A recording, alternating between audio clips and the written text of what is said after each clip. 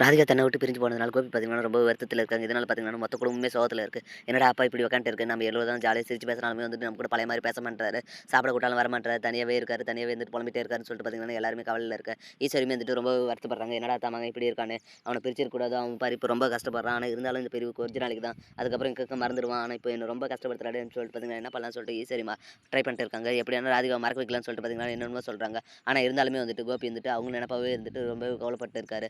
கவலைப்பட்டே இருக்க டைம்ல தான் பார்த்தீங்கன்னா செல்லியன்கிட்டயும் வந்துட்டு சொல்றாங்க. நான் இப்ப ஒரு முட்டாள்றா உங்க அம்மாவுக்கு துரோகம் பண்ணியிருக்கேன், ராதிகாவுக்கு துரோகம் பண்ணியிருக்கேன். எல்லாருக்குமே வந்து துரோகம் பண்ணியிருக்கேன். நான் எதுக்கு தான் பொறந்தேன்னே தெரியல. அதுவும் இல்லாத உங்க அம்மா ராதிகா எல்லாருக்குமே வந்துட்டு ரொம்ப வில் பவர் ஜாஸ்தி. அதனால தான் அவங்க அவ்வளோ திறமையா இருக்காங்க.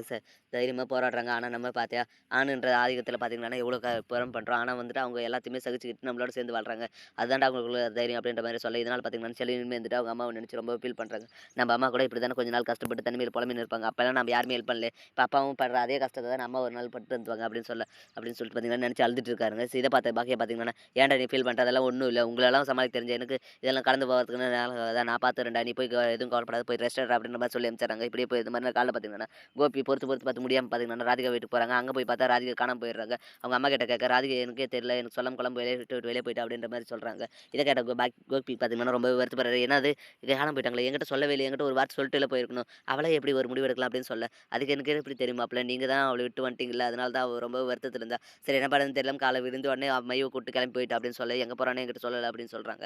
இத கேட்ட கோபி பார்த்தீங்கன்னா ஷாக்கிங் ஆகுது. என்னடா அவ நம்மகிட்ட எதுவுமே சொல்லாம எங்க காணாம போயிட்டாளே, எங்கேருந்து போய் அவள தேடுறது அப்படின்னு சொல்லிட்டு பார்த்தீங்கன்னா, தெரிஞ்சவங்க எல்லார்கிட்டயுமே சொல்றாங்க. யாரு கேட்டாலுமே வந்துட்டு தெரியல தெரியலன்ற மாரி சொல்லிடுறாங்க. இதனால கோபி பார்த்தீங்கன்னா என்ன பண்ணணும்னு தெரியாம பித்து பிடிச்சவன் மாரியே புலம்பிட்டே வராரு. வீட்டுக்கு வந்து கோபி வந்து நிலைமைய பார்த்து ஈஸ்வரி பார்த்தீங்கன்னா ரொம்ப வருத்தப்படுறாங்க. என்னடா திருப்பியும் இப்படி ஆயிடுச்சு.